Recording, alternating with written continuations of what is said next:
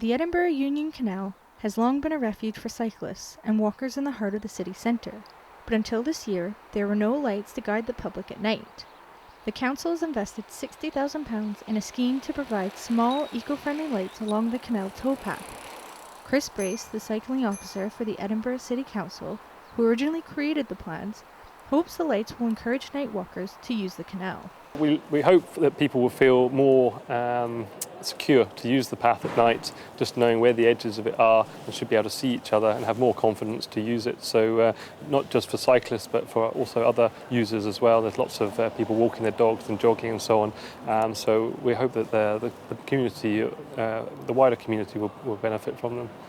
The scheme, based on similar lights in other parts of the UK, was run past members of the public before a decision was made. Everyone that we spoke to thought that they were really a good idea, so on that basis we then moved forward and installed them.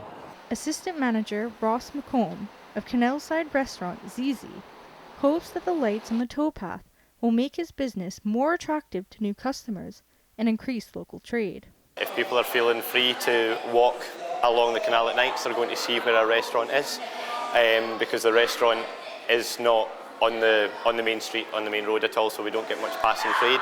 So it might just help with people who are using it as a walkway to sort of get our restaurant noticed.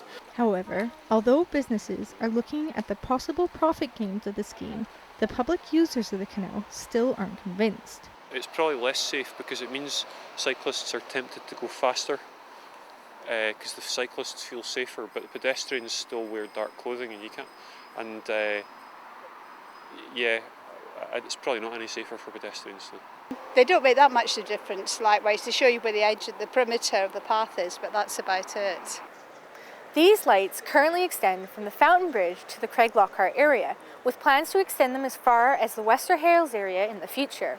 However, runners, cyclists and walkers are now questioning the effectiveness of them now that they have seen them in action. With over half of the funding for the lights having been provided by Transport Scotland and the plans provided by the Edinburgh City Council, both of whom were under heavy criticism this summer for the costly tram project, people are beginning to question if this was the brightest of ideas. Anika A, Edinburgh Napier University.